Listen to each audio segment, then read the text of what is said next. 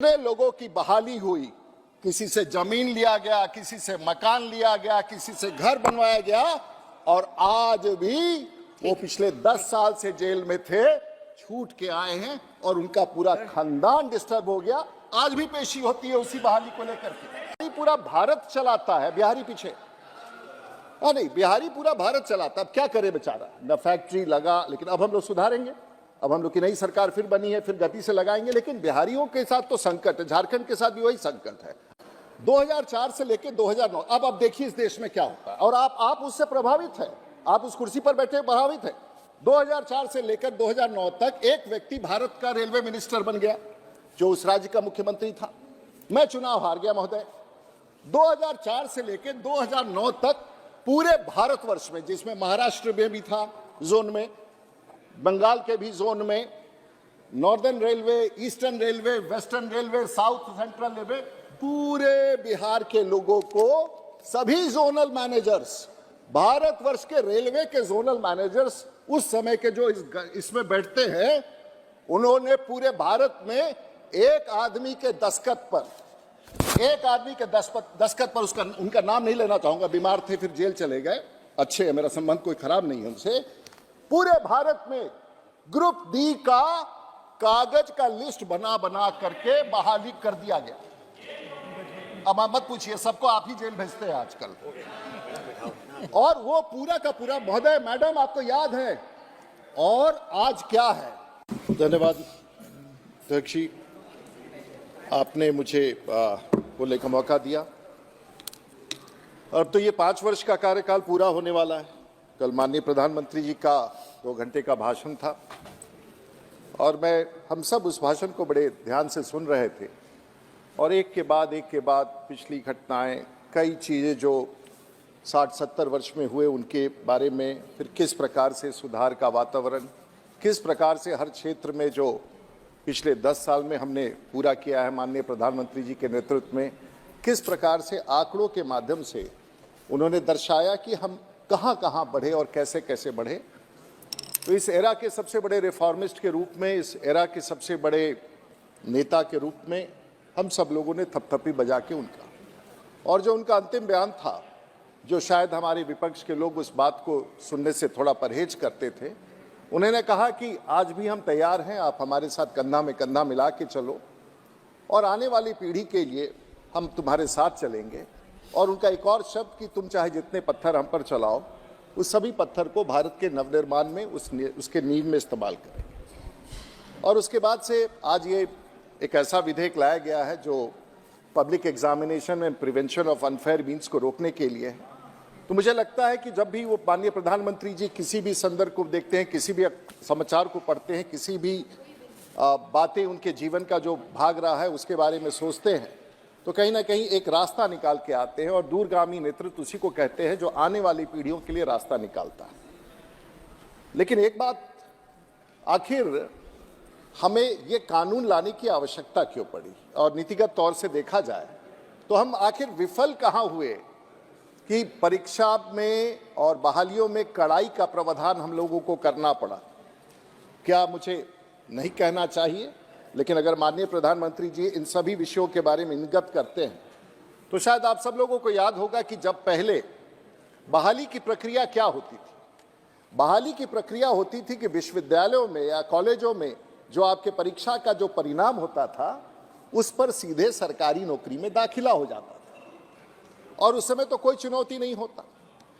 और परिणाम हुआ कि वर्षों से, और मैं नहीं कहना चाहता हूं कि देश में कई सरकारें रही हैं, और मूलतः कांग्रेस की सरकार बड़े लंबे अवधि तक रहा है, तो पिछले 60 वर्षों में अब परीक्षा के परिणामों से नौकरी का दूर दूर तक कोई लेना देना नहीं है, क्योंकि भ्रष्टाचार इस प्रकार से उसमें प्रवेश कर दिया। और स्कूली शिक्षा, भ्रष्टाचार नहीं कहेंगे, उसके गिरावट ऐसी थी कि स्कूली शिक्षा, कॉलेज शिक्षा, इंजीनियरिंग शिक्षा, सब मार्क्स जिस प्रकार से उन सब स्थानों में, शैक्षणिक संस्थानों में मार्क्स लेने की होड़ हुई, और जिस प्रकार से उसकी व्यवस्था टूट गई कि सभी राज्यों को और देश की सरकार को अलग अलग परीक्षा करने के लिए मजबूरी पैदा हो गई।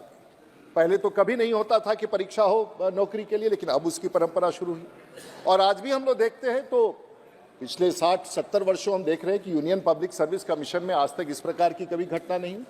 तो क्या ऐसा होता है कि एक परीक्षा, देश की परीक्षा, जहां सारे यूपीएससी से आईएएस और ग्रुप ए और ग्रुप बी सर्विसेज के लोग आते हैं, वहां ये घटना नहीं घटती है? ऐसा क्या है कि वही इस भारत के लोग जो इस बात को संचालित करते हैं, वहां ये घटना नहीं होती है और बाकी राज्यों में होती है? तो इन सब चर्चाओं के बीच में बिहार में 3 परीक्षा कैंसिल करना पड़ा, जिसमें 24,000 विद्यार्थी, 24,000 पोस्ट थे और 23 लाख। वैसे मैडम आप भी बिहार से आती है, हमारे यहाँ क्या है ना, हमारे यहाँ तो ना फैक्ट्री है, ना पिछले 30-40 साल में जो परिस्थिति रहा, तो हमारे यहाँ बच्चे रोजगार को ही फैक्ट्री मानते हैं। अरे बिहार एक ऐसा राज्य है कि मतलब हम फैक्ट्री नहीं लगा सकते, तो चलो पढ़ाई करके सरकारी नौकरी कर ले, वही रोजगार है। तो इसीलिए पूरे बिहारी पूरा भारत चलाता है, बिहारी पीछे नहीं, बिहारी पूरा भारत चलाता। अब क्या करे बेचारा, न फैक्ट्री लगा। लेकिन अब हम लोग सुधारेंगे, अब हम लोग की नई सरकार फिर बनी है, फिर गति से लगाएंगे। लेकिन बिहारियों के साथ तो संकट है, झारखंड के साथ भी वही संकट है। आप हमसे अलग होकर चले गए, 7 विधायक थे हम लोग कभी। तो इन सभी राज्यों में जब रोजगार नहीं, तो सरकारी रोजगार ही मेरे लिए इंडस्ट्री है, क्योंकि वहीं से हम अपने नौकरी पाएंगे। चाहे आईएएस का नौकरी पाए, चाहे बीपीएससी का पाए, हम नौकरी लेंगे। जब नौकरी मिल जाएगा तो हम अपने अच्छा घर मिलेगा, सरकार का घर मिलेगा, हम अपने बच्चों को अच्छा पढ़ाएंगे, बच्चों को विदेश बढ़ेंगे, वो इंजीनियर बनेगा, डॉक्टर बनेगा। तो उद्योग लगा के लोग पूंजी कमाते हैं, हम बिहार के लोग नौकरी लेके हम अपना जीवन स्तर को ऊपर करते हैं। ये भी एक फॉर्मूला है। बिहार के साथ कोई हम लोग अलग है, लेकिन 4 करोड़ लोग बेचारे बिहार के छोड़ के चले गए, उसकी भी लड़ाई लड़नी है। लेकिन महोदय, किस तरह से अब हर तरह के चीजें होती है। अब परीक्षा में, अभी कहीं एक परीक्षा हो रहा था, तो उस परीक्षा में, और बिहार कहीं परीक्षा था बीपीएससी का। अब अनफॉर्चुनेटली दुर्भाग्यपूर्ण यह है कि मुझे अपने राज्य को ही कोट करना पड़ता है, क्योंकि बिहार सब चीज में आगे है और बिहार हर चीज में आगे है, तो उसमें कई बार इस सब चीजों में भी हम लोग आगे पहुंच जाते हैं। तो ऐप पर तुरंत क्वेश्चन पेपर लीक कर गया, व्हाट्सएप पर उठा के देखा तो सब पेपर, और उन बच्चों को जिनको मोबाइल फोन की अनुमति दी गई थी, उनको अलग कमरे में बैठाया गया था। मामला बिगड़ गया तो पकड़े गए। तो कहने का मतलब है कि उन बच्चों का क्या कसूर है, और जो उसमें ईमानदारी से पढ़ के आते हैं उनका क्या कसूर है कि इस प्रकार की स्थिति।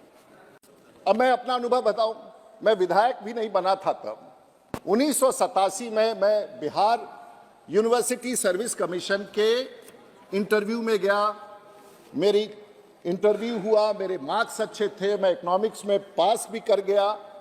और उस समय का राज्य सरकार, एक 1990 में आते आते बिहार में, जो बाद में माननीय मुख्यमंत्री जेल भी चले गए, वो उस समय राज्य के मुख्यमंत्री थे, उनका एक यूनिवर्सिटी पर कब्जा था, यूनिवर्सिटी सर्विस कमीशन पर कब्जा था। देखिए शुरुआत कैसे होता है, नेताओं की भागीदारी से किस प्रकार से इन परंपराओं को हम लोग तोड़ते हैं। मैं उसी विषय साहब, मेरिट में मैं सबसे आगे था, और जब वो लिस्ट रखा गया उस समय के राजनेताओं के सामने में कि राजीव प्रताप रूडी जो अभी एमएलए है, इस बिहार यूनिवर्सिटी सर्विस कमीशन में इसका लेक्चरर का अपॉइंटमेंट हो गया, तो पूरा का पूरा वो फाड़ करके नीचे फेंक दिया गया।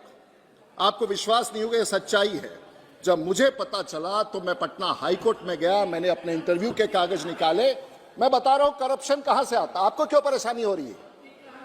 और उसके बाद अध्यक्ष महोदया, हाईकोर्ट ने कहा कि राजीव प्रताप रूडी की बहाली 100% करेक्ट है और मैं बहाल हो गया। ये उसी व्यक्ति का। और मैं एक और चीज पूछता हूं, एक तो माननीय प्रधानमंत्री जी वैसे तो दूरगामी है, लेकिन ये सब कानून अगर थोड़ा पहले आ गया होता, आप जनरल साहब मेरी बात सुनिए, माननीय प्रधानमंत्री जी से मेरी थोड़ी सी इस बात की तकलीफ है, थोड़ा पहले माननीय प्रधानमंत्री जी को इस देश का प्रधानमंत्री बनना चाहिए था। 20-25 साल पहले बने होते तो कम से कम गलत काम करने वाले कई राज्यों के मुख्यमंत्री आज जेल में नहीं होते। उनको भी समझ में आ गया होता कि कानून इस देश का ऐसा बना हुआ है कि हम गलत करेंगे तो जेल चले जाएंगे। अब उसके बाद देखिए, अब रोज हम सुनते हैं कि इस राज्य के मुख्यमंत्री, फलाने मुख्यमंत्री जेल चले गए, और कुछ लोग जेल जाने से परहेज कर रहे हैं, कह रहे हैं कि हम नोटिस ही नहीं लेंगे। ये सब परिस्थितियां इसलिए आती है महोदय कि 2004 से लेकर 2009, अब देखिए इस देश में क्या होता है, और आप उससे प्रभावित हैं, आप उस कुर्सी पर बैठे प्रभावित हैं। 2004 से लेकर 2009 तक एक व्यक्ति भारत का रेलवे मिनिस्टर बन गया, जो उस राज्य का मुख्यमंत्री था। मैं चुनाव हार गया महोदय, 2004 से लेकर 2009 तक पूरे भारतवर्ष में, जिसमें महाराष्ट्र में भी था जोन में, बंगाल के भी जोन में, northern railway, eastern railway, western railway, south central railway, पूरे बिहार के लोगों को सभी जोनल मैनेजर्स, भारतवर्ष के रेलवे के जोनल मैनेजर्स उस समय के जो इसमें बैठते हैं, उन्होंने पूरे भारत में एक आदमी के दस्तखत पर उसका, उनका नाम नहीं लेना चाहूंगा, बीमार थे फिर जेल चले गए, अच्छे है, मेरा संबंध कोई खराब नहीं है उनसे, पूरे भारत में ग्रुप डी का कागज का लिस्ट बना बना करके बहाली कर दिया गया। अब आप मत पूछिए, सबको आप ही जेल भेजते हैं आजकल। और वो पूरा का पूरा, महोदय मैडम आपको याद है, और आज क्या है, जितने लोगों की बहाली हुई, किसी से जमीन लिया गया, किसी से मकान लिया गया, किसी से घर बनवाया गया, और आज भी वो पिछले 10 साल से जेल में थे, छूट के आए हैं और उनका पूरा खानदान डिस्टर्ब हो गया। आज भी पेशी होती है उसी बहाली को लेकर के। और उससे बुरा क्या होता है पॉलिटिकल लोगों के, जब इस प्रकार की बहालियां होती हैं तो लोग हम लोग के पास आते हैं। अब महोदय ऐसा होता है कि लोग अभी परीक्षा का अभी एप्लीकेशन डाल देते हैं कि हमें परीक्षा लेना है, और परीक्षा के एप्लीकेशन को लाके एमपी साहब को देते हैं, मेरी बहाली करा दीजिए। ये क्यों होता? ये इसलिए होता है कि हम लोगों ने ऐसी परंपरा बना के दिखाई है कि परीक्षा होने से पहले ऑनलाइन एप्लीकेशन जो हुआ है, ऑनलाइन एप्लीकेशन के आधार पर एमएलए एमपी को देते हैं भाई बहाली करा दो। ये जो प्रस्ताव आया है, जो बिल आया है, इसका समर्थन हम लोग पूरे भारत, परीक्षार्थी है जो ईमानदार अभ्यर्थी है उसको न्याय मिलेगा, उसके मेरिट को रिकॉग्नाइज करेगा, और यही हमारा लक्ष्य है।